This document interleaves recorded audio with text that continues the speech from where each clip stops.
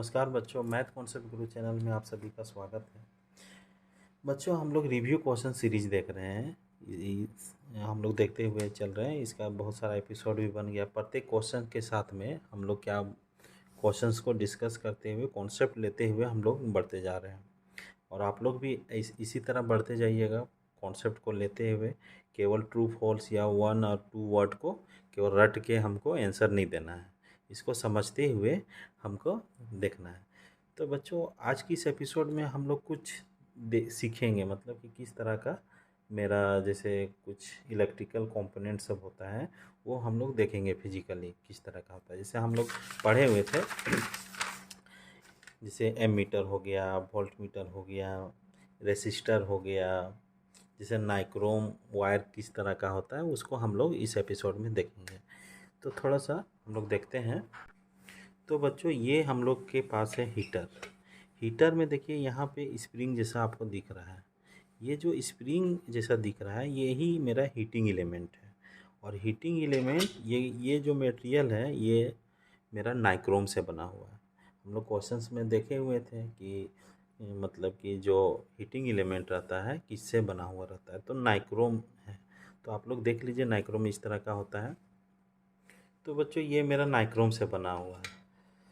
तो नाइक्रोम हम लोग देख लिए। ये क्या है कि ये हीट करने के लिए यूज करते हैं। जैसे हम लोग इसको हम लोग घर में प्लग में लगा देते हैं, उसके बाद हम कोई भी चीज़ को यहाँ पे गर्म करते हैं। ये एकदम जलता है, एकदम रेड तरह लाल जैसा दिखेगा। इसमें क्या होता है कि हीट ज़्यादा देता है, लाइट कम देता है।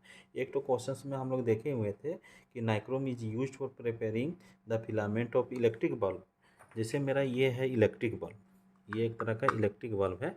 इसमें देखिएगा एक स्प्रिंग जैसा दिखेगा पतला सा अंदर में। यहाँ से तो दिख नहीं रहा होगा लेकिन यहाँ पे है स्प्रिंग जैसा। आप लोग को दिखाने का कोशिश कर रहे हैं। यहाँ पे जो है स्प्रिंग जैसा है। तो ये जो है मटेरियल ये मेरा टंगस्टन का बना हुआ रहता है।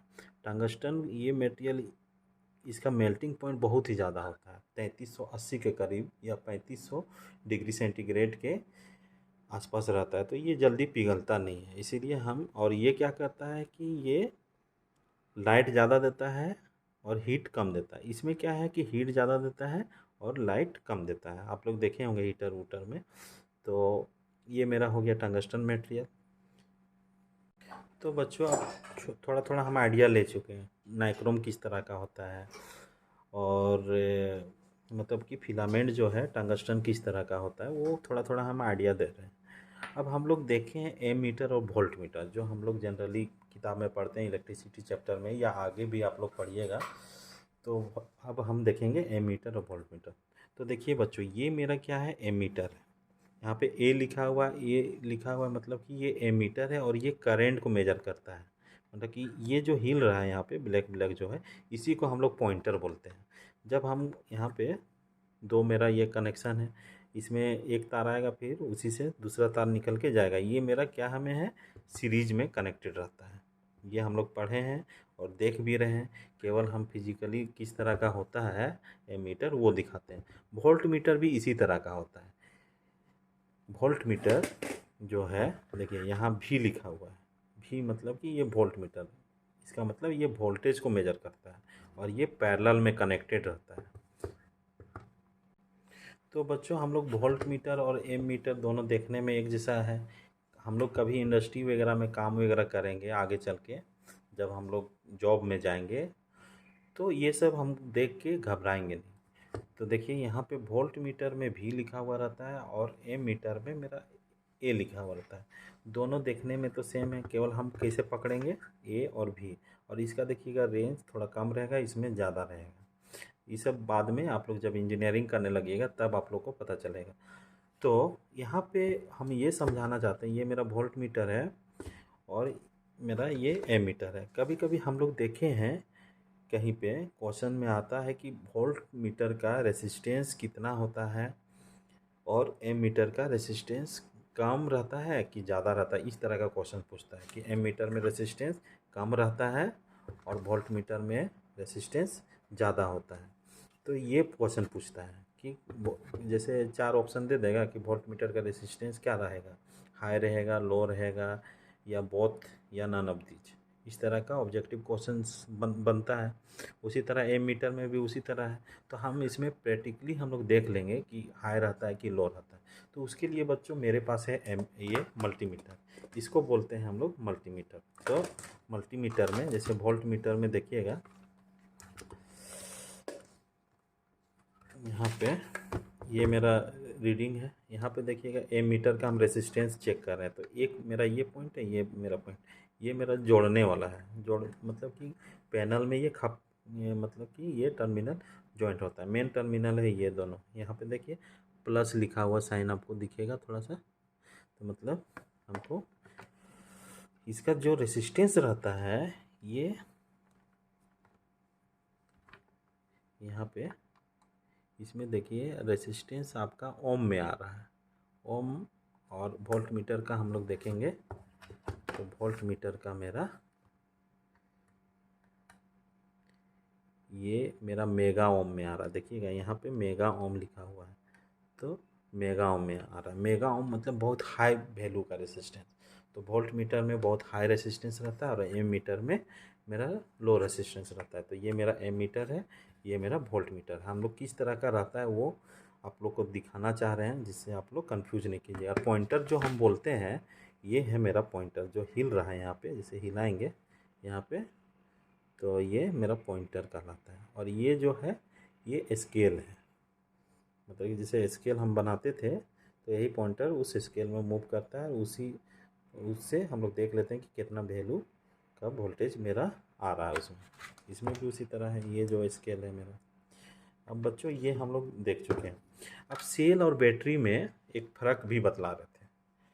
सेल और बैटरी में आज तो हम लोग केवल फिजिकली कंपोनेंट सबको देखेंगे, इलेक्ट्रिकल कंपोनेंट को, जिससे हम लोग और बेहतर ढंग से हम लोग समझ सकते हैं। देखिए यहाँ पे क्या है, एक मेरा इस तरह का घड़ी बैटरी है और एक तरह का ये मेरा बैटरी है। ये जो है इसको हम लोग सेल बोलते हैं। जो मेरा दाहिना हाथ में है ये वाला, इसको हम लोग सेल बोलते हैं, क्योंकि एक यूनिट चीज़ है बना हुआ। अगर इसको हम खोल के देखेंगे तो एक चीज़ ही का बना हुआ है, बीच में एक तो इलेक्ट्रोड लगा हुआ रहता है और उसमें इस तरह का। लेकिन ये मेरा है बैटरी, इसको हम लोग बैटरी बोलेंगे। यहाँ पे छोटा छोटा छोटा छोटा इस तरह का अगर हम खोल के देखेंगे तो ये कॉम्बिनेशन ऑफ सेल है। कॉम्बिनेशन ऑफ सेल ही मेरा बैटरी कहलाता है। और ये मेरा मतलब एलिमेंट्री पार्ट है बैटरी का, तो ये मेरा एक सेल है। तो ये जनरली सेल बोलते हैं। तो ये हम लोग देख रहे हैं बच्चों। अब आते हैं रेसिस्टर जो करंट को अपोज करने के लिए एक कंपोनेंट यूज करते हैं इलेक्ट्रिकल सर्किट में, वो मेरा ये है। इस तरह का मेरा क्या है, ये मेरा इलेक्ट्रिकल कंपोनेंट जो है, जो करंट को अपोज करता है या सर्किट को करंट को कम करने के लिए लगाया जाता है। ये मेरा क्या है, रेसिस्टर है। और इसका जो अंदर में प्रॉपर्टी रहता है उसको बोलते हैं रेसिस्टेंस। रेसिस्टेंस किसे बोलते हैं, प्रॉपर्टी का नाम है। और रेसिस्टर टर जो है वो कंपोनेंट का नाम है, जिसको हम छू सकते हैं। और रेसिस्टेंस को हम छू नहीं सकते हैं। जहाँ टेंस आएगा समझिए वो प्रॉपर्टी है। तो रेसिस्टेंस मेरा क्या है, रेसिस्टर का प्रॉपर्टी है। तो ये मानव निर्मित है, आदमी के द्वारा बनाया हुआ। तो ये मेरा इलेक्ट्रिकल कंपोनेंट है, यहाँ बहुत सारा है। ये मेरा रेसिस्टर है और इसका जो प्रॉपर्टी है वो कहलाता है रेसिस्टेंस।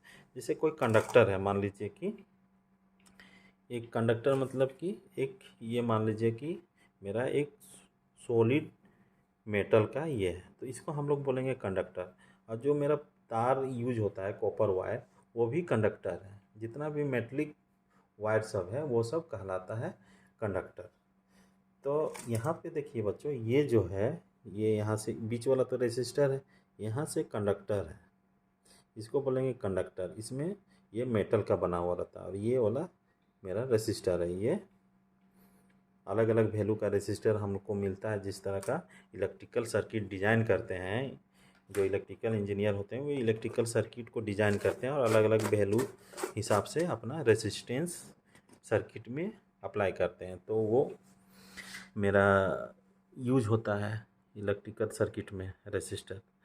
और रेसिस्टेंस जो रेसिस्टर होता है उसका प्रॉपर्टी है, और वो मेटल में भी रहेगा, मतलब कि हर एक मटेरियल में अलग अलग रेसिस्टेंस रहता है, मतलब कि उसका गुण होता है कि करंट को अपोज करें।